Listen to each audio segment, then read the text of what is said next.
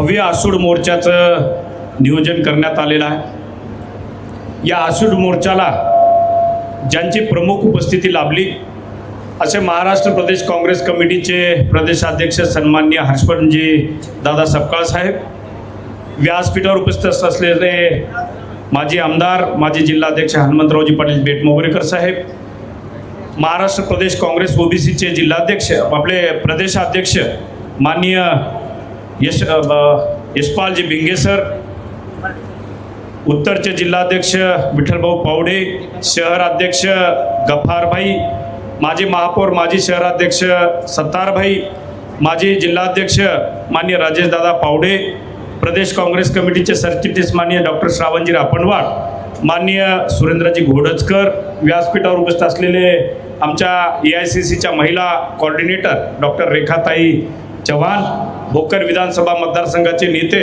माननीय तिरुपती पाटील कोंडेकर, या ठिकाणी व्यासपीठावर उपस्थित असलेले युवक काँग्रेसचे जिल्हाध्यक्ष आणि महाराष्ट्र प्रदेशचे आमचे प्रवक्ते बालाजी गाडे, शहराध्यक्ष शंकर शिंदे, दुसरे जिल्हाध्यक्ष अतुलजी पेदेवाड, NSUचे जिल्हाध्यक्ष आमचे सूरजजी शिंदे, NSUचे शहराध्यक्ष अक्षयजी नळगे, या ठिकाणी व्यासपीठावर उपस्थित असलेले प्रदेशचे आमचे धनराजी राठोड आणि सर्व सन्माननीय तालुका अध्यक्ष प्रदेश काँग्रेस कमिटीचे सदस्य एकनाथरावजी मोरे, या व्यासपीठावर उपस्थित असलेले नांदेड जिल्ह्यातील प्रमुख सर्व पदाधिकारी, मोठ्या संख्येने उपस्थित असलेल्या माता भगिनी आणि मोठ्या संख्येने उपस्थित असलेले ग्रामीण भागातील सर्व शेतकरी मित्रांनो आणि उपस्थित पत्रकार मित्रांनो, या ठिकाणी उपस्थित असलेले आमचे या ठिकाणी मार्गदर्शक माननीय रामदासजी पाटील सुमठाणकर आणि सर्व आमचे युवक काँग्रेसचे पदाधिकारी,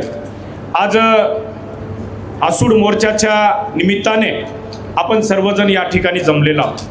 खरं तर आसूड मोर्चा काढण्याची वेळ या ठिकाणी आपल्यावर शेतकऱ्यावर काय येत आहे ह्याचा प्रामुख्यानं विचार प्रत्येक शेतकऱ्याने या ठिकाणी करणं जरुरी आहे। ज्या सरकारने 12 वर्षापूर्वी हे NDAचं सरकार, मोदी सरकार जेव्हा सत्तेवर आलं, त्या सत्तेवर येण्याच्यासाठी जे आश्वासन त्यांनी दिलेलं आहे, 12 वर्षापूर्वीची आश्वासनं आपण आठवा, त्यांची भाषणं आपण काढा। स्वामीनाथन आयोग असेल, शेतकऱ्यांना शेतीमालाचं या ठिकाणी देण्याचं त्यांचं आश्वासन असेल, हे सर्व आश्वासनं हवेत विखरलेले आहेत। आज मागच्या 2 वर्षापूर्वी आमच्या इथं मोठ्या प्रमाणात माता भगिनी या ठिकाणी उपस्थित आहेत, त्यांना लाडक्या बहिणीचं योजनेचं आश्वासन दिलं, त्यांना पैसे दिले आणि आज कितीतरी लाडक्या बहिणीचे पैसे त्यांनी कमी केलेलं आहे। म्हणजे सांगायचं एक, खायचे दात एक आणि दाखवायचे एक दात एक, ह्या सरकारची नीती या ठिकाणी होऊन गेलेली आहे। खताचे भाव काय झालेले आहेत? आज खताचा भाव, एका खताचा भाव प्रत्येक पोत्याच्या मागे 500 ते 600 रुपयांनी या ठिकाणी सपकाळ साहेब वाढलेला आहे। आज बियाण्याचे भाव प्रचंड प्रमाणात वाढलेले आहेत। आज शेतकरी आसमानी संकट या ठिकाणी शेतकऱ्यावर आहे। कोणत्याही सरकारचं नियोजन नाही, ना पाण्याचं नियोजन नाही। आज आमची गोदावरी नदी या ठिकाणी नांदेड शहर उंचाला गोदावरी नदी आहे, आज नांदेड शहरामध्ये 4 दिवसाआड पाणी येते। आज शहरामध्ये बकाल अवस्था आहे, ड्रेनेजची अवस्था बिकट प्रमाणात आहे। आज गावोगावी जलजीवन माध्यमाच्या माध्यमातून सगळे गावातले रस्ते त्यांनी खोदून ठेवले, रस्ते करायला पैसे नाहीत। आज ग्रामीण भागामध्ये जी दळणवळण आहे रस्ते, ते रस्त्याला पैसे नाही। मग ह्या सरकारला ज्या विश्वासानं शेतकऱ्यांनी सत्तेवर बसवलं, ज्या लोकांनी सत्तेवर बसलं, खरं तर आज हे गेंदाची कातडी ओढलेलं सरकार, याला आसूडनंच आपण या ठिकाणी जागा झाला पाहिजे आणि हे आसूड ओढून प्रत्येक काँग्रेस कार्यकर्त्याचं, प्रत्येक शेतकऱ्याचं काम आहे की आसूड ओढून या सरकारला आपली जागा दाखवलं पाहिजे। खरं तर आपण विरोधी पक्षामध्ये आहोत, विरोधी पक्षामध्ये लोकशाहीची भूमिका खूप महत्त्वाची असते। विरोधी पक्षाला हे जागोजागी सत्ताधारी जो पक्ष आहे त्याला जागा दाखवावं लागते, तुम्ही कुठं चुकत आहात, तुम्ही काय करत आहात। पण या ठिकाणी जे सरकार या ठिकाणी 12 वर्षापासून वागत आहे, लोकशाही दडपशाही पद्धतीचं जे राजकारण चालू आहे, आज एकच उदाहरण घ्या, जेव्हा एप्रिलमध्ये यांनी विशेष अधिवेशन घेतलं, महिला विधेयक मंजूर करण्याचं त्यांनी सांगितलं. महिला विधेयकाच्या आड त्यांना परिसीमन बिल म्हणजे मतदारसंघ नवीन निर्माण करायचे, आपल्या पद्धतीनं तयार करायचं आणि 2029च्या जे निवडणुका आहेत आपल्या परीनं मतदारसंघ निर्माण करून येणारी 2029ची निवडणूक जिंकायचं, हे NDA सरकारचं जे स्वप्न आहे. आणि ते स्वप्न साकार करण्यासाठी हे सगळे खासदार फोडाफोडीचं काम ते करत आहेत. पण मला आपल्याला सांगायचं आहे की आपण मोठ्या विश्वासानं त्या लोकप्रतिनिधींना निवडून देतो. खरं तर सपकाळ साहेब, एप्रिलची जी लोकसभाची निवडणूक होती 2024ची, ती खूपच एक वेगळी निवडणूक या नांदेड जिल्ह्याची झालेली आहे. जेव्हा अडचणीच्या काळामध्ये या काँग्रेस बुडाली, काँग्रेसचं जहाज बुडणारे मंडळी, ज्या काँग्रेसनं त्यांना या ठिकाणी मोठी मोठी पदं दिलेली आहेत, महाराष्ट्राची पदं दिलेली आहेत, देश पातळीवरची पदं दिली आहेत, ती मंडळी काँग्रेसला सोडून गेली. आणि तेव्हा नांदेडच्या कार्यकर्त्यामध्ये एक बिकट परिस्थिती झाली, एक चिंताजनक वातावरण तयार झालं की नांदेडच्या काँग्रेसचं काय होईल. पण तेव्हा स्वर्गीय वसंतरावजी चव्हाण आणि इथं बसलेल्या प्रत्येक काँग्रेस कार्यकर्त्याने या ठिकाणी नांदेडचा काँग्रेसचा झेंडा खाली पडू देणार नाही. आणि मला वाटतं वसंतरावजी चव्हाण साहेबांना जर कोण विजय करून दिला असेल तर इथं बसलेल्या या प्रत्येक कार्यकर्त्याचं तेवढंच योगदान आहे. त्या कार्यकर्त्यांच्या मेहनतीवर वसंतरावजी चव्हाण साहेब निवडून आलेले आहेत. खरं तर काळानं त्यांना या ठिकाणी लवकर आपल्यातून घेऊन गेले आणि वसंतरावजी चव्हाण साहेबांची उणीव खरं तर आता आम्हाला वेळोवेळी जाणवते. कारण या परिस्थितीमध्ये साहेबाजींची भूमिका या ठिकाणी नांदेड जिल्ह्यामध्ये होती. आज जर वसंतरावजी चव्हाण साहेब राहिले असते तर नगरपालिका असतील, कोणत्याही निवडणुका असतील, एक वेगळं चित्र या ठिकाणी बघायला भेटत होतं.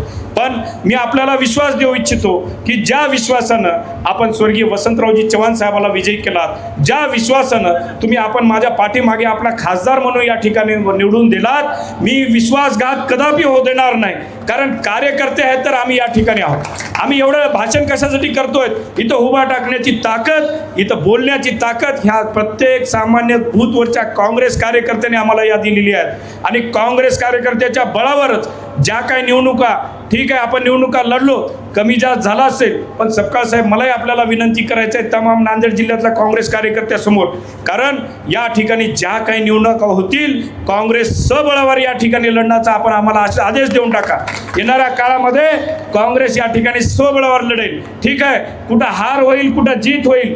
काल परवाच या ठिकाणी रामदास पाटलांनी आपल्याला उमेदवारी मागं घेतली, त्यांनी मनाचा मोठेपणा ठेवला, आपण त्यांना सांगितलं आणि रामदास पाटलांनी मनाचा मोठेपणा ठेवून या ठिकाणी निवडणूक मागे अर्ज घेतला. पण काय झालं, पुढचे जे खासदार फुटाफुटीमध्ये उमेदवार आपले महाविकास आघाडीचे निवडून गेले.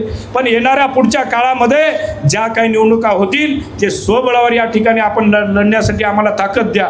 तुम्ही आम्हाला ताकद द्या. या ठिकाणी मी आपल्याला सांगतो, नांदेड जिल्हा या ठिकाणी काँग्रेस कार्यकर्ते भरपूर प्रमाणात आहेत, प्रत्येक बूथवर आहेत. आपण ताकद देण्याचं काम करा. येणाऱ्या काळामध्ये नांदेड जिल्हा काँग्रेसमय या ठिकाणी होईल आणि काँग्रेसचे कार्यकर्ते कुठेही या ठिकाणी कमी नाही आहेत. नांदेड जिल्ह्यामध्ये भरपूर काँग्रेस कार्यकर्ते आहेत, पण आपल्याला या ठिकाणी त्यांना ताकद द्यावं लागेल. मला जास्त वेळ घ्यायचं नाही, कारण आपल्याला प्रदेशाध्यक्ष साहेबांचं भाषण झाल्यानंतर आसूड मोर्चा या ठिकाणी सुरुवात करायचं. हनुमंत मामा बेटमुगरेकर साहेबांनी सांगितलं की त्यांचा कार्यकाळ झाला. अडचणीच्या काळात हनुमंत मामा बेटमुगरेकर असतील, आमचे राजेजी पावडे असतील आणि सत्तारभाई असतील, अडचणीच्या काळात त्यांनी जिल्हा आणि शहर सांभाळलेलं आहे आणि त्यांचंही महत्त्वाचं योगदान या ठिकाणी पक्षवाढीमध्ये राहिलेलं आहे.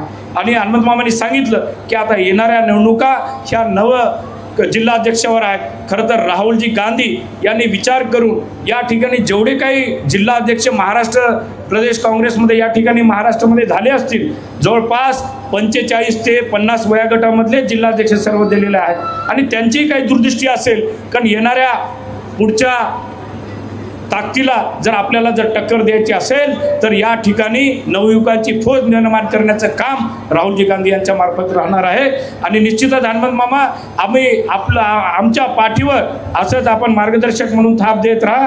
पावडे साहेब असतील, सत्तारभाई, आपल्या अनुभवाचा उपयोग निश्चितच आम्हाला या ठिकाणी करायचं आहे. आपल्या मार्गदर्शनाखाली आणि आमचे सर्व ज्येष्ठ मंडळी जे काँग्रेसचे आहेत त्यांच्या मार्गदर्शनाखाली या नांदेड जिल्ह्यामध्ये काँग्रेसची शक्ती, काँग्रेस आणखी मजबूत या ठिकाणी केल्याशिवाय आम्ही राहणार नाही. एवढंच या ठिकाणी सांगतो. शहरामध्ये बरेच विषय आहेत. सपकाळ साहेब, या ठिकाणी सरकार सांगते की देवेंद्र फडणवीस म्हणतायत की आम्ही स्मार्ट मीटरची सक्ती करत नाही, पण या ठिकाणी जबरदस्ती येऊन स्मार्ट मीटर आमच्या गरीब लोकांच्या घरी बसवलं जातात. ज्या गरिबांच्या घरी 500 रुपये लाईट बिल येत होतं ते आज लाईट बिल 1,500 ते 2,000 लाईट बिल झालेलं आहे. मग हे कसलं सरकार आहे? सामान्य लोकांचं सरकार आहे का? नाही आहे, हे गडगंज लोकांचं सरकार आहे. आणि या सरकारला जागा दाखवायची असेल तर प्रत्येक सामान्य माणूस या ठिकाणी जागा झाला पाहिजे असं मला या ठिकाणी सांगायचं. बरेच माझं भाषण झाल्यानंतर प्रदेशाध्यक्षाच्या उपस्थितीमध्ये 1-2-3 लोकांचे प्रवेश सोहळाही आपल्याला घ्यायचा आहे. पण मी एवढंच सांगतो की या ठिकाणी काँग्रेस कार्यकर्त्यांनी थोडं दम धरावा, कारण येणारं 2029 हे आपलंच आहे. आणि 2029ला आपल्याला जर राहुलजी गांधी यांना पंतप्रधान बनवायचं असेल तर आतापासून आपल्याला कामाला लागावं लागेल. आणि निश्चितच मला विश्वास आहे प्रत्येक कार्यकर्ता हा काँग्रेसचा येणाऱ्या 29ची तयारी आतापासूनच या ठिकाणी कामाला राहील. एवढंच बोलतो आणि जाता जाता एवढंच सांगतो, मैं बात कहता हूँ कि हक की लड़ाई में निमंत्रण भेजा नहीं करते. मैं बात करता हूँ कि हक की लड़ाई में निमंत्रण भेजा नहीं करते. जिनका ज़मीर जिंदा होता है वो अपने आप आ जाते हैं. एवढंच या ठिकाणी सांगतो. आणि ज्यांचं जमीर जिंदा होईल निश्चितच सपकाळ काय साहेब येणाऱ्या काळात बरेच लोकांचं जमीर जिंदा होईल.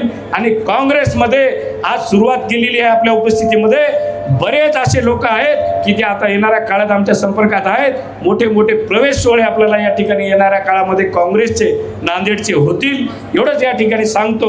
आणि जो आपण विश्वास दाखवलात, जो आम्हाला या ठिकाणी जिल्हाध्यक्ष केलात त्याबद्दल मी आपले आभार व्यक्त करतो. माननीय राहुलजी गांधी खरगे साहेब, सोनियाजी गांधी यांचे आभार व्यक्त करतो. आणि निश्चितच त्यांनी दिलेल्या विश्वासाला आम्ही पात्र राहू एवढं आपल्या सर्वांच्या साक्षीने या ठिकाणी शब्द देतो आणि थांबतो. जय हिंद, जय महाराष्ट्र, जय जवान, जय किसान, जय काँग्रेस. आपण जर नवीन असाल तर आमच्या चॅनलला सबस्क्राईब करा आणि आमच्या सोशल मीडिया प्लॅटफॉर्मला फॉलो करा.